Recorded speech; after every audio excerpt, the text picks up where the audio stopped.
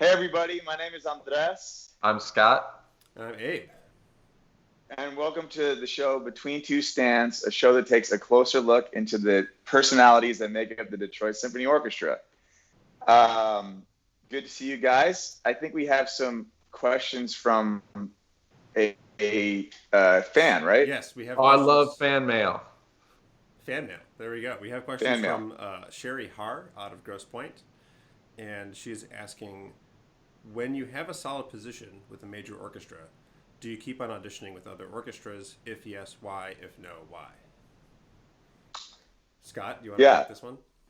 I can start. First off, with solid position, I'm going to assume that means tenured. When tenured's when it's a much more lengthy, involved process to lose your job, and there has to be cause and other things, as opposed to this is after you've gotten past a probationary period, so you're more secure in that position. And the answer is yes. A lot of people will audition after they've gotten tenure with a certain orchestra because all the orchestras in the country pay different levels, and to be more in demand, sometimes you might want to audition for a comparable orchestra and see if you can increase your own leverage in your personal negotiations to get paid a little bit more. Or if you want to live in a certain place, you could audition for an orchestra that's in a city that you'd really like to be in, or a different position. So I'm third horn right now in the Detroit Symphony, but I'd like to be principal in a major orchestra, and so I might be auditioning for other orchestras if they have principal positions. And those are that's a good point. I feel like some people are they just equate with taking auditions with oh, you're not happy with where you are, which that could be the case, but it's also a position thing, a location thing, and it doesn't necessarily mean I don't like this orchestra, Absolutely. It could also be a vibe thing. If you know the people in a section and you're like, oh, it'd be really great to work with those people. Yeah. Maybe you'd try. Yeah. I mean, and there are horror stories where people have the opposite, where it's right. You get into a section people. It's a total nightmare. Yeah. Yeah. Well, so just as an example, so my wife and I both, we met in playing in the Sarasota Orchestra. My wife, Cheryl Losi-Fader, is a harpist, and she was principal harp in Sarasota, and we started the orchestra at the same time there. And we loved it there. We loved our jobs. We loved the people there. It was a smaller orchestra, didn't pay as well. And so when we had the opportunity to move to Dallas, where I won a section position, I went from being principal in Sarasota to being section in Dallas. And then that opened ourselves to opportunities where Cheryl got to go play with the Philadelphia Orchestra and with St. Louis and with some other amazing groups. And then when the opportunity came to audition for assistant principal in Detroit, we thought it was a good idea to take that audition because we'd heard wonderful things about the Detroit Symphony. I knew a couple people in the orchestra, in the cello section specifically. And then... not us. Right. But then I also, it brought us way closer to our families. I mean, I grew up in Chicago, Cheryl grew up in Maine. So from Dallas, it was really hard to visit our families.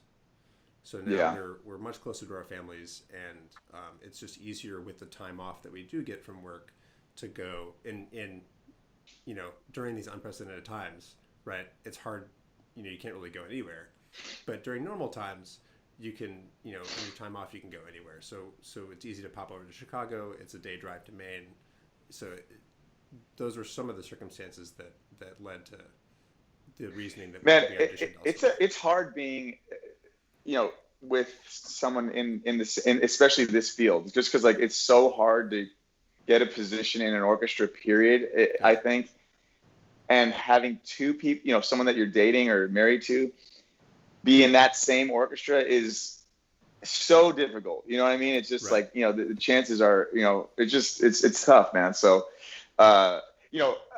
we have a married couple in our orchestra, Will Hoppenamy and Heidi Hahn, who have been in the same orchestra their whole life. It's insane. They were in New World together. I think, was it Kansas City next? I think, or St. Louis. And didn't Kansas they City. both Kansas City at the same time, and then here at the same and then Detroit here at the same time. It's like it's amazing. That is incredible when that Andrés, happens. It's really rare. Maybe we should have them on the show.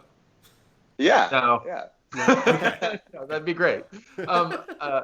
Didn't they start at the same time that we did, Andrés? Yeah, they did. They did. Joined the orchestra the same year. Yeah, it was very, very cool. And it's like, oh my goodness, how did lightning strike twice this well for you? Right. But, 3 times. I mean, fantastic players, so it makes sense. But it's also, even being great players, the odds are so small. So right. It's a great. A lot has to line up, so it's like it's kind of amazing when that happens. Well, and speaking of lining up, there's Sherry also asked about taking time off to go take an audition, and there are many times where an audition will be announced from an orchestra that maybe you want to go take, but because your own orchestra has concerts, you can't go or you can't get the time off.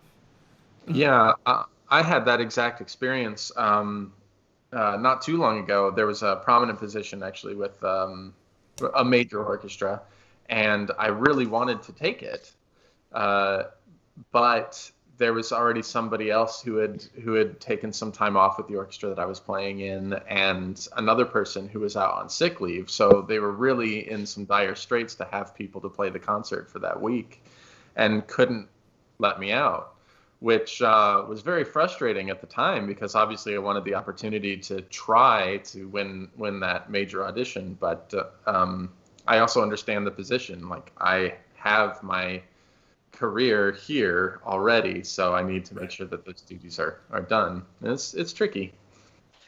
Yeah, it's definitely. I mean, honestly, we dealt with that in school too. Where like you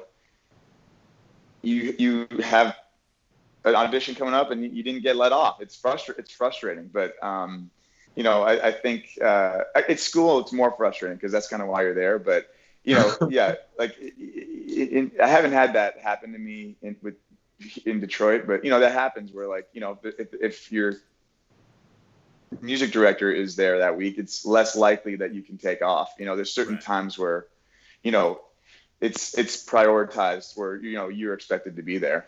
Right, and I think either Scott mentioned this before we recorded or while we were recording, but it also depends on the culture of the school or the orchestra, right? Where sometimes even a music director of your orchestra might be really supportive of you taking an audition, but also some orchestras sort of say, well, why would you want to leave, right?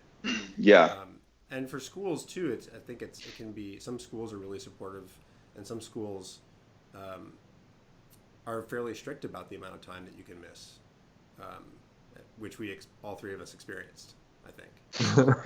Actually, this reminds me of a story. I at NEC, I was not allowed to take off a concert, and I had an audition the next day at like 8 a.m. Mm-hmm. So and it was in Montreal. So I had to do a concert in Boston, and we drove through, I kid you not, through a blizzard overnight to Montreal. Like we saw like, I think we counted like 10 or 11 overturned or off the road cars just because of the blizzard, and we're just like, yeah, it was really miserable. And not once were you like, this is a bad idea.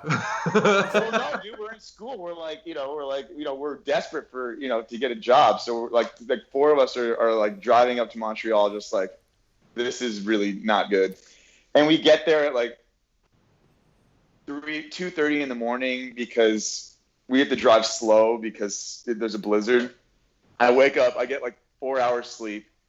I play like not good, It's just like it was all bad. Yeah. Montreal's a cool town though, but it was not a good experience. But you got to deal with it sometimes, Andrés, it's funny you mentioned Montreal because right after my audition here in Detroit, the next day there was the first round of auditions in Montreal, and so after the final round in Detroit, I ran to the airport to get on a flight, and it was the last flight to Montreal, and there's 5 or 6 other cellists on the plane with their cellos, and so the airline, normally they have like 1 or 2 extra seatbelt extensions for the cellos, And they were They're all scrambling out to of try them. and find five seatbelt extensions for all the cellos, and everybody was like, "What is going on here?" That's pretty funny. Yeah. Yeah, yeah, that's a cello problem, man. I mean, percussionists have their own problems for sure, where we like have to lug like 100 pounds of gear, but yeah, you guys got your own things for sure. Well, I mean, would it be possible ever for a percussionist to fly to an audition? Like, you'd have to use all the equipment provided for you. Oh, I do fly. We normally do fly. We just I mean, some timpanists drive their stuff because they literally can't check that in, but percussion usually flies, and you just bring all your stuff with you. You look like you know, it looks like you just like are like backpacking. You know, it's like you got like all your stuff. You know, it's not fun. Like I said, I think I said this before, but that's when I envy the piccolo player. You know. Yeah, I get that a lot. Do you wish you played the piccolo? Yeah. Yeah. So, Scott, do you have any travel horror stories? Not so much horror stories for me. It's more, it's been trying to work around the parameters that are set on like the time off, because you can have audition leave in some orchestras that like specify, and you'll feel taken care of and have that available to you. But other times it's like either work it around your own schedule, and as long as it doesn't conflict with the concerts and rehearsals. And I think most orchestras try to schedule their auditions so that you won't have to take time off if that's possible. But the only thing, like, I've been warned so many times in master classes, don't fly the day of the audition, even if you have like an afternoon time. But of course, there were times where it was like, well, I really want that gig the night before, so I'll just fly in the day of. And Yeah, it's really good advice. Don't do that. Yeah.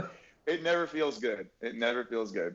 No. Well, hey, let's move on to our guest. We have a very funny, charismatic, and incredible playing guest today, Dave Everson. Assistant Principal Horn, Dave Everson, is a native of Livonia, Michigan, and came from a family of musicians.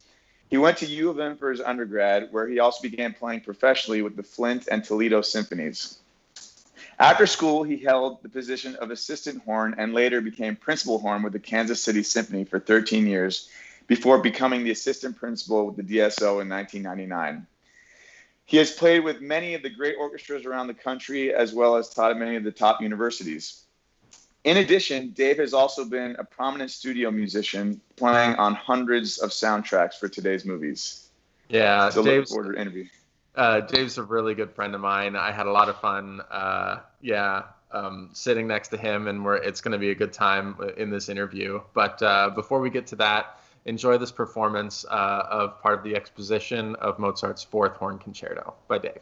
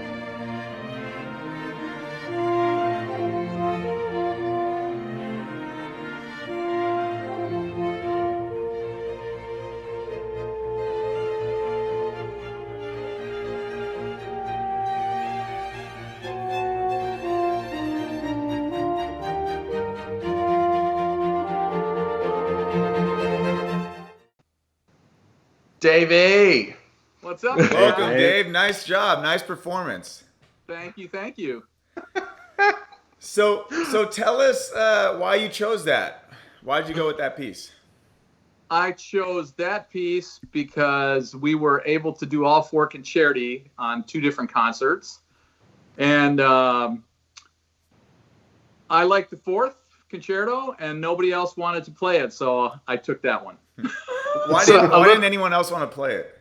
Yeah, a little background on this, because I played the first horn concerto. The second and the fourth are kind of more demanding, I think, than the first and the third. And so it was kind of a not it situation. Not it. Right. Carl took the second, so I said, well, I guess I'll do the 4th. And actually, I love the 4th concerto, so it worked out pretty good. Yeah, it's a nice piece and beautifully done. Well done, Davey. So why is it more difficult than the other ones?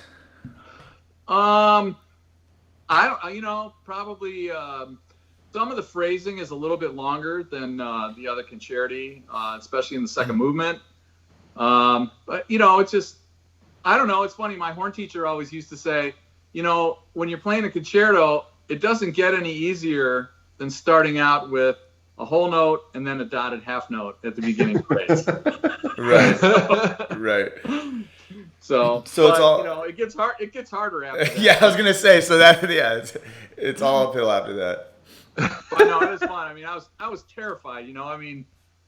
We got such a great orchestra, and I'm just not used to playing solos. I've never been a soloist, and being out in front of the orchestra is always a difficult thing because you want to play great for your colleagues. Yeah. So and we're so used to having like people in front of us. Well, maybe not Abe, but like for me, it's like it's comforting to have like 8 rows of people in front of you so you can kind of mess around.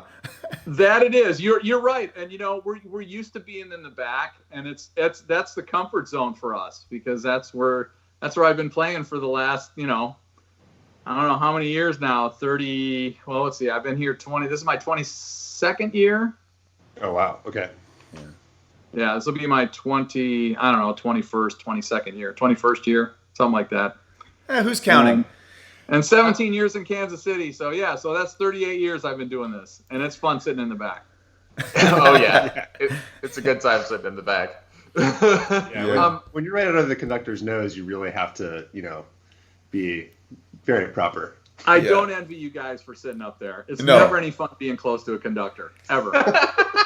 And I feel like you might get some of the sweat that comes off of a conductor sometimes. Like it's like sweat and spittle and everything. It's a splash zone. It's a splash zone, right? It's always when they get the nose dangle that like gets. It's like, let's all pretend we don't see that and try to look professional. And that's why those face shields were invented. Right. That's right. So, Dave, on that note, what do you think the role of the conductor is? Because I feel like you're going to have a good answer for this one. We've all played for a lot of conductors, but it's when you get a good one that raises everybody's level of appreciation for the music, and if they're good and they're great, you want to play great for them, and it usually happens. It's the fun part about having a great conductor is that the concerts are going to be awesome. They're always going to be great. That's really true. Yeah. Back to what you said about how long you've been with the DSO. You just said this is like your 22nd season. I think this is 21. I think. Yeah. Okay. 21. But you grew up around here. Like, tell us a little bit about your history with the DSO and maybe how long you've known some of your colleagues, maybe like my predecessor or a few of the other members of the horn section. Like, give us your DSO history. Sure. So I grew up in Livonia, which is right down the street from Detroit, and I actually started playing with Corbin Wagner when I was in 7th grade and he was in 8th grade. We started playing together in the Livonia Youth Symphony and played together, there until he graduated and went to Michigan. And then when I graduated, I followed suit and went to Michigan, where in 1977 I met Brian Kennedy. And, we became friends and played in the Flint Symphony together for a few years. And, so I think it was after my 4th year, I was auditioning for the DSO. And that is the day that I met Mark Abbott. And Mark and I, Mark walked in the door. I had already played my first round. And Mark walked in. We were still at Ford Auditorium. And Mark walked in this one of the dressing rooms where I was warming up. And he came in, and he was just this little kid, and I just like, oh, my gosh. And he goes, oh, I'm sorry. And I said, no, come on in. And so he sits down, and he proceeds to warm up for the next hour and a half on Coprach, which are these horn etudes that every horn player plays. And after an hour, I'd walk back in there, because I had no place to go until I was playing my second round. And finding out that I was moving on, but he was still in there warming up, and I said, "Man, take it easy, kid. You're don't waste yourself warming up in this room." And he goes, "I'm not warmed up yet. So we ended up playing all the way to the finals, and I think we played the last round. Had to be around 8:00 that night, 8 or 8:30 that night, and after. There was 3 of us in the finals for that job, and after sitting around for almost an hour, they came in and announced that they had given the job to Mark. And he was he was 18 or something? He was 18, yeah. Unreal. So you guys have known each other for so long. Like how does that affect your camaraderie? I mean, like how does that affect playing a section together? Well, it was so much fun because, not only knowing Corbin forever, and my dad was a high school choir director in Livonia. And Corbin went to his high school. I didn't go to my dad's high school, but Corbin did. And he sang in my dad's choirs for 3 years, as did his Corbin's brothers did as well. And they were all musicians. And, knowing Corbin and knowing his work ethic and how, I knew he was going to get a job.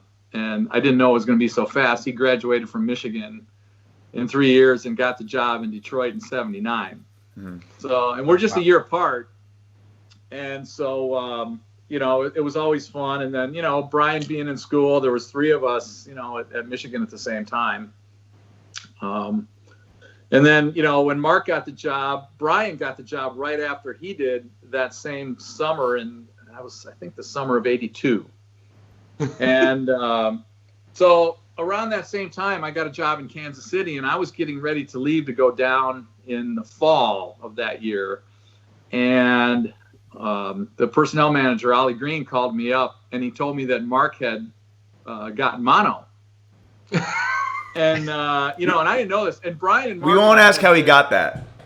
We don't know, but Brian and Mark and I had been having a blast all summer, man. We had been going to baseball games, just hanging out. I went to a bunch of concerts at Meadowbrook when the orchestra was playing out there.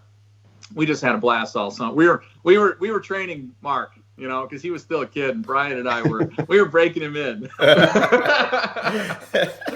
And so Mark came down with mono, and Ollie calls me up and said, "Hey, what are you doing next week?" And I said, "Well, I'm supposed to be leaving to go to Kansas City to start the job down there." And he says, "Well, Mark came up with mono, or came down with mono. Would you like to stick around and do a couple of recordings with Dorati?" And I'm like, yeah.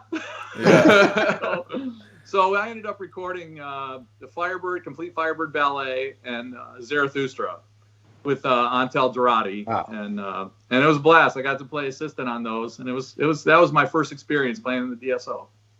Oh, really? Was recording with Dorati? Yes. Wow. Low pressure. So, Dave, right. Can you think of another, not just horn section, but another section in any of the orchestras that you know where you guys have known each other for so long by the time you get into the orchestra? I can't think of any other horn section anywhere, because everybody usually comes from different places. Yeah.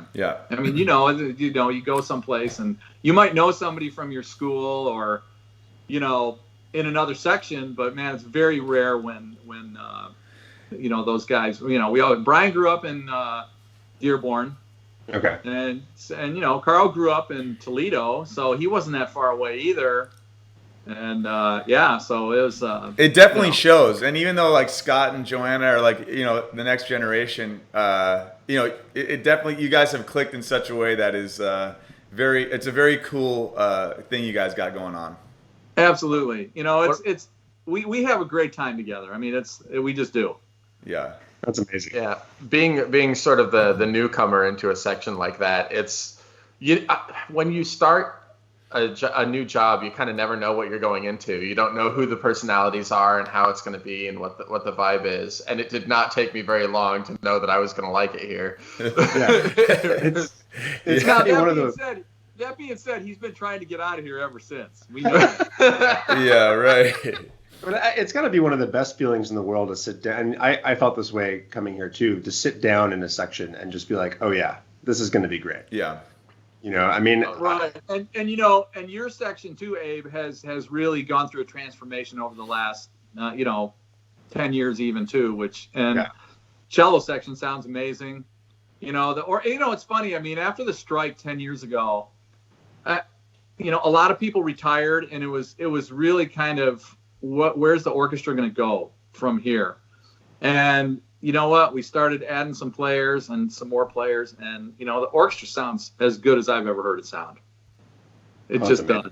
And I think under Yoder it's going to be even better. I think we're going to have a blast, and he's going to have a blast. Yeah. Oh yeah. For sure. So Dave, you definitely want to touch on this. You as well as being in the orchestra, you are a pretty prolific studio musician in Los Angeles, and you go out there a lot. I mean, you'll do like one night, trips there, which is unbelievable, and then you'll come back on a red eye and do the rehearsal for DSO. It's crazy. I've done that a lot over the years. Yeah. The last 10 years. So how do those two jobs differ from each other, and how are they similar? It's interesting talking to studio musicians and then talking to orchestral musicians and their perspectives. But since you do both of them so often, I kind of want to hear your perspective on how those differ. Well, first of all, in the studio setting, it's not a one chance deal like it is sitting on stage and playing concerts. So, if you nick something in a session, in a solo, they'll, if they may not even hear it, or you may not play something as well as you want to play it, you can always say, hey, I want to do that again. I can do a better job. And, the symphony stuff is way harder than playing the studio stuff, in my opinion. Everybody knows the repertoire for the most part. I mean, especially the classics. So they know how they're supposed to sound. So you can't change what you're doing in that aspect of things. But in the studio, you play everything 2, 3, 4, 5 times in a row. Yeah. And then they got their choice, and they're so good at editing things. You can nick something, and 2 seconds later that you'll hear them play it back, and it's perfect.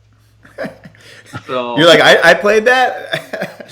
Yeah, and there's times too where, we'll get to the end of a day, and all of a sudden a big horn solo comes up, and it's like I'm toast, and I know I can get through it. Is it the way I want to play it? Absolutely not. And you're able to ask them, hey, can I come back and do this tomorrow? And they're like, sure. Which makes it easy, and you can come in fresh and do it fresh, and then it sounds the way you want it to sound. So I guess I should have defined studio musician, by the way, but for people who don't know, it's just like, Dave plays music for movies. That's what that is. That is what that is. So can you say some of the movies that you've worked on? Yeah, my first movie was Avatar, and I did that one in 2009. And I've done everything from Hot Tub Time Machine 2 classic to the Incredibles 2.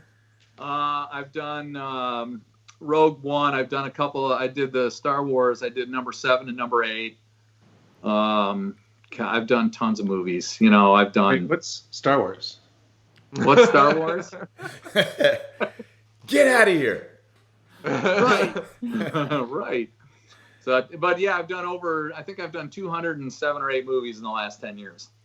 Wow. And like you said, Andrés, had many times where I would get done playing a concert on Sunday, head straight to the airport, go out there and play sometimes Monday and Tuesday, take the red eye home and be on stage for rehearsal on Wednesday morning. And that's why you think orchestral music's harder? No, it's not. No, it's funny. I've probably played some of the hardest stuff I've ever played in the studios. And, but, that being said, you still got a few times to do it. And the players are so good out there. The string parts out there, some of them are so insane. Yeah. And after 2 or 3 times through it, it's like perfect. And you just going, man, these guys are really good. Yeah. Musicians are great. See, that's one of the things about the studio playing that I think I might find so difficult. You say, yeah, after 4 or 5, you get 4 or 5 times, but that's all you get. Like, we've had Beethoven symphonies for a couple hundred years. It's not like we don't know how those go. Right. Well, Dave, how far in advance do you get the music for a studio? Usually it's 2 days at most. Okay. Never any more than that. And sometimes, when I first started doing it, you never got the music until you walked in the door because they didn't have, like now they go to Dropbox. Mm-hmm. But before it used to be you just showed up and that's what you got. So you got to be ready for anything when you walk in the door. So is that from them wanting to keep the music sort of secret, or just because they're finishing it up until the moment you play? Yeah. Your second point. Most of the time, it's they are still working on stuff, because if a director of a movie, they've got all the mock-ups of the scores, right, and how the music's going to sound with it, and they may want to change some edits in their movie. So sometimes they're editing stuff on the fly and they're printing stuff out in the studio to hand to you, while you're working. Yeah. So you never know what's going to show up on the stand. Believe me, I've seen some of the hardest stuff I've ever seen come across those music stands. Man, yeah, those guys, it's really unbelievable. I was, my stepdad, Steve Schaefer's, worked on many movies, and he brought me in some of those sessions, and those guys, some of the best musicians I've ever seen, and it's just really shout out to all those guys over there, because very, very inspiring, and just great musicians over there, And like you, Andrés, I mean, they play, the percussionists especially, they all play all the instruments. Yeah. You have to play them all. Yeah. And, very well. And that's so envious, I mean, I play one instrument. Well, I play the Wagner tuba too when I have to. Oh yeah. Which is fun. I mean, we pull those out. I probably played Wagner tuba in the studios more in the last 10 years than I have on stage in the last 40 years. Wow. Oh man. Pretty incredible. I love playing those things though. It's like a horrible instrument but they can sound really good. It doesn't have to be a horrible instrument. I mean, it's funny, these composers write stuff, and a lot of time for us it's in our middle register of playing that they want it louder, and we just can't play any louder in that register. But the Wagner tuba can. That's what it's for. But if you pick up the tubin in that same register, man, you can blow the walls down with that thing. And sometimes, and there's a couple composers, they'll ask me, say, hey, can you guys play that louder? And I'll say, you know what? If you want it louder, we'll play it on tubins. And they'll say, okay, let's try it. And so once you pick it up, it's your day just becomes 50% better. So is it the same fingering as a horn? It's the same thing, just bigger? Yeah, pretty much it is. But it's the instruments inherently, I mean, you can't stick your hand in the bell to adjust any of the pitches. So they're inherently they can be a little out of tune. But they're making better ones. Like before, the ones at the DSO, we have 2 sets of 2 of them are in F and 2 of them are in B flat. The tubin that I've got in the trunk of my car, usually out in California, it's a double tubin. So it's fingers like a horn, but you're always using alternate fingerings to make it sound good. Yeah. Yeah. The pitch tendencies are so weird that you're using fingerings you would never dream of using on a horn.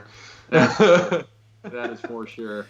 So Dave, tell us. So you played with Kansas City. You played with DSO, both for a long time. Just throw out some of your favorite memories that you've had either on stage or with some of the people that you played with? In Kansas City, it was a fun time because that orchestra, it was coming out of some rough times. It was the Kansas City Philharmonic, and when I went there, they were coming out of the ashes, out of folding. So it became the Kansas City Symphony. So I went down there as associate principal, and then eventually a few years later, I was co-principal, and then I became principal for the last, I think, 5 years that I was there. Okay.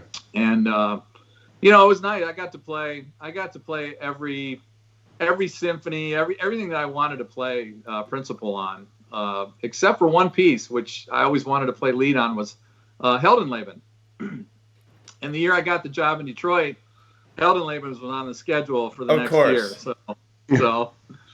But that being said, it's funny. My friends in the studios, we talk to each other because there's a few guys out there that are about my age, and they've played in the symphonies out there and the operas, and like we always ask each other, is there anything else you want to play? And we just look at each other and say no.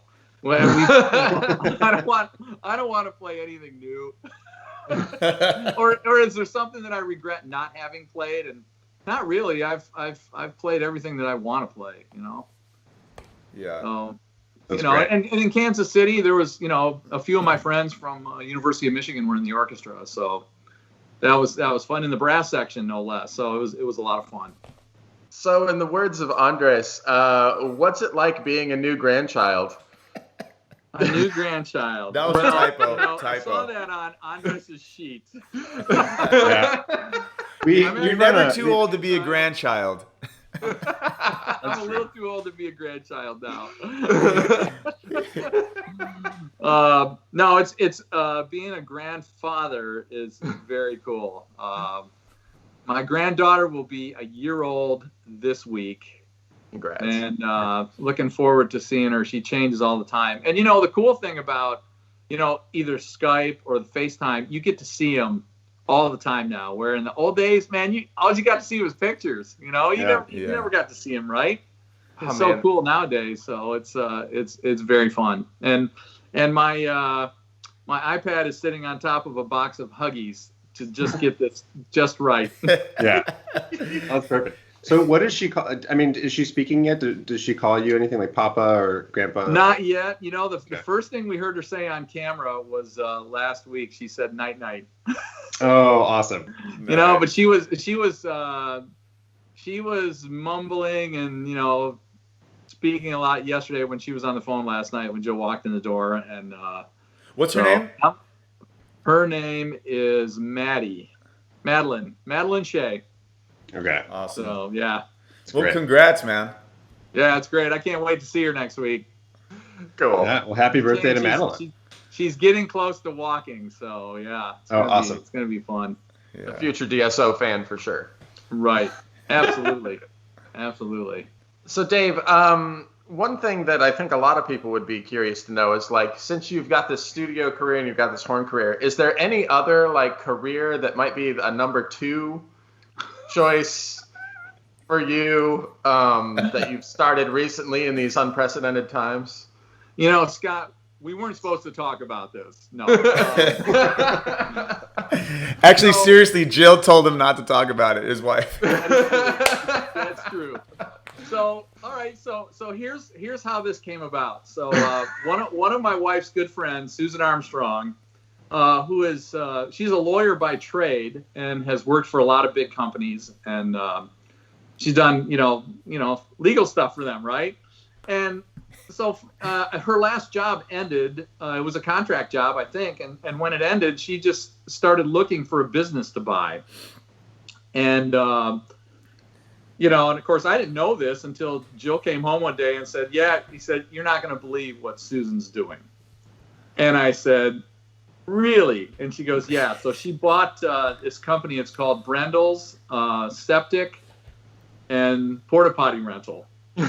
And so I just called her up and made a phone call, and I said, "Hey, I hear you might need somebody to be moving those porta potties." And I said, and this is, of course, the pandemic's going on. And I wasn't doing anything but playing my horn at home. And she says, "You want to come check it out? I could use another body if you want to come do it." And so I went up there and checked it out. And I said, "Sure, I'll do it. What do I have to do?" And she said, "You got to get your chauffeur's license, and I'll send you out with one of my guys, and he'll show you how to do it." So I've been out on the road picking up and dropping off porta potties a few times here and there. Oh my goodness. I hope you could send us some pictures of that. That'd be I want to see you in action. I have a couple of pictures. It was funny. I actually had to drop off 4 porta potties and a couple of sinks to my old high school. Wow. They're like, "Oh, Dave, okay. I guess you you really took this education far." I really made it. Yeah. Well, Dave, I guess we know if there's a porta potty that shows up on my lawn, I know who to ask. Yeah. Yeah. I mean, be there. I'm just waiting for the entire horn section to have special deliveries. But I will say, I mean, it's a really smart idea just because you see them everywhere now. Like, the demand is so high with everybody needing to be outside for any event. Not only for outside, but I didn't realize this, but if you do a construction project on your house, for example, if anybody's adding on to their house, I think legally they actually have to have a porta potty there. Oh. For the workers. Yeah, it's just things that you would never know. Yeah. Right. You're learning the trade. Trade. Well, Dave, I appreciate you joining us, man, and judging by your newest hobby, man, we could officially say you're full of shit.